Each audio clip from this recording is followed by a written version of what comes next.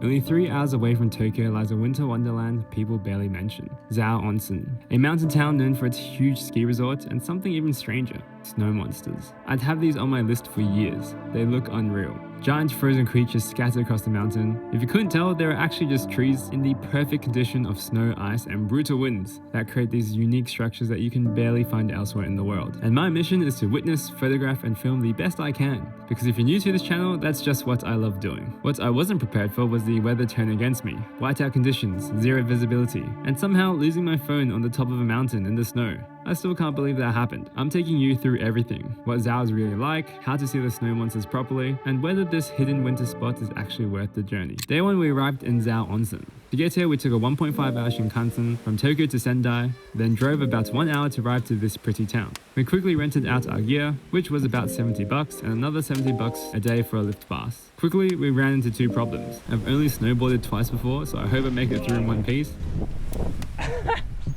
It's amateur hour at the ski slopes. We got some food, little $25 meal, delicious, and we'll keep trying to get better soon. Maybe try and see the snow monsters.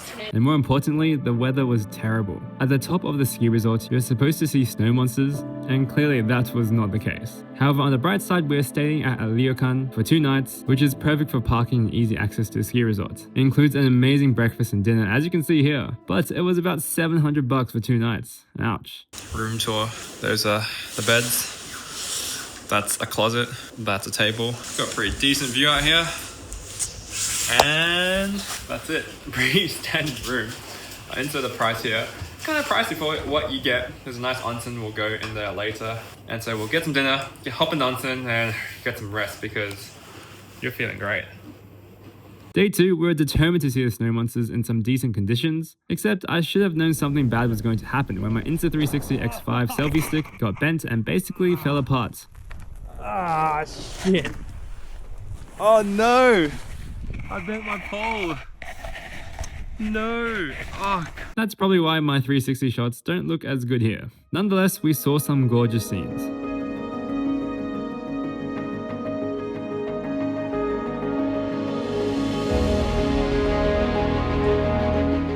Okay, so we had some lunch and now I'm a lone soldier. We're going to do some more snowboarding, try to get better. I'll probably not film too much, just get on the grind because I'm not that good.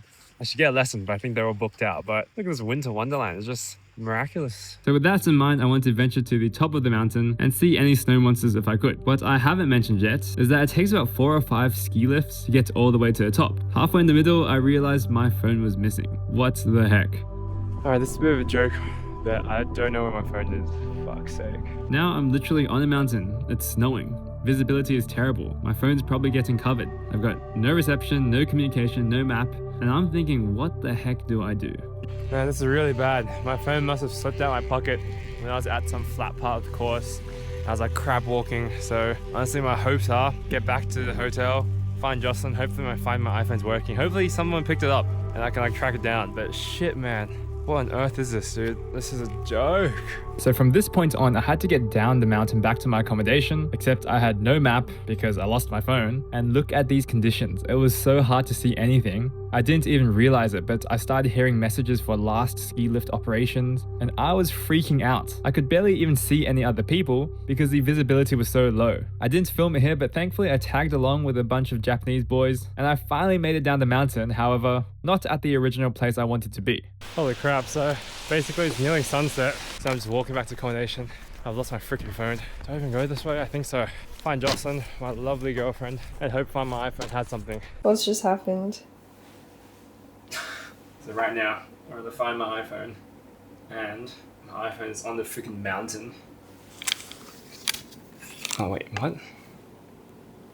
Wait, why has it jumped there? It's not on a mountain anymore. Okay, so basically my phone was here, and all of a sudden it's in the middle of a mountain now, and now I'm thinking like, wait, what the heck? Wait, so it's moving closer to us? Maybe I should just go here right You now. probably should. The Zao. I walked all the way there before. Damn. Wait. What are you doing? Go get your phone. I can't tell for sure if it's moving or not, so like... Well, it jumped, didn't it? If I see it there, I'm going to literally get in the car and just start driving.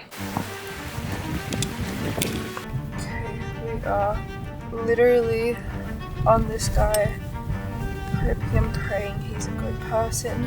Straight? Yeah, keep going. So we quickly arrived to the spot where the phone was, and I asked the first staff member, and there was no luck. The ropeway was just about to close, and I went up to the next staff member, and she just happened to remember it was in her pocket. She pulled it out, and it was well and truly my phone, and I cannot believe it. She basically said another staff member had handed it in. Point is, it's a miracle because it was snowing hard the whole day, and wow, Japanese hospitality is absolutely real. Just another reason to love Japan. I lost an iPhone with my beautiful girlfriend here. We got it back. Yes! So after all those theatrics, we had a beautiful dinner at our ryokan, which is starting to make this $700 for 2 nights worth it.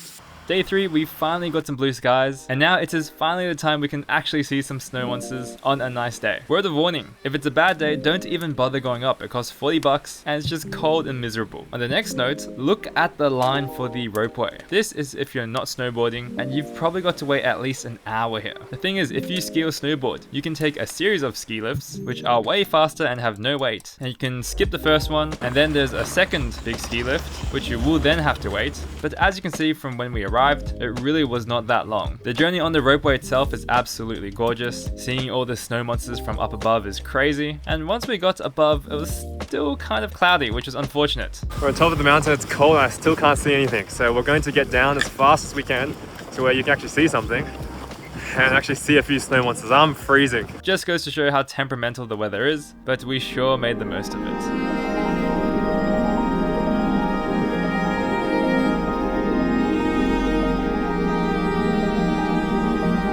This is really one of the most magical landscapes I have ever witnessed. And another huge reason why we are getting these views to ourselves is that we snowboarded and we can go a bit more between the trees, because when it's windy and freezing, you don't want to walk and explore on your own. Here are some of the photos I took, and the landscape is really just unreal. It also goes to show that you really need some time in the Zao or Yamagata region, because it was literally 3rd time's the charm for us to try and get some decent conditions. But first, this is a lunch, some katsu stuff, little burger there, lemon sour, beer, beautiful view.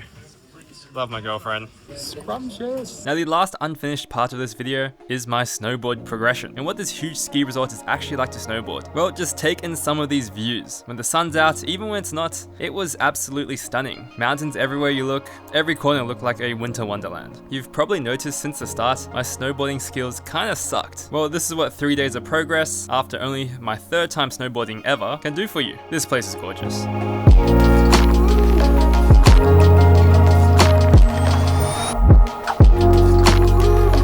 I hope you can tell, but I think I got a lot better. But that's it, a full 3 days in Zao Onsen. The snowboarding, snow monsters, and traditional stays made the experience priceless, although a little bit pricey. I really wouldn't change anything about this trip, so I hope this helps you plan your own. And I really do think this place is worth a visit. If you made it this far, thank you so much for watching. Subscribe, and I'll see you in the next one.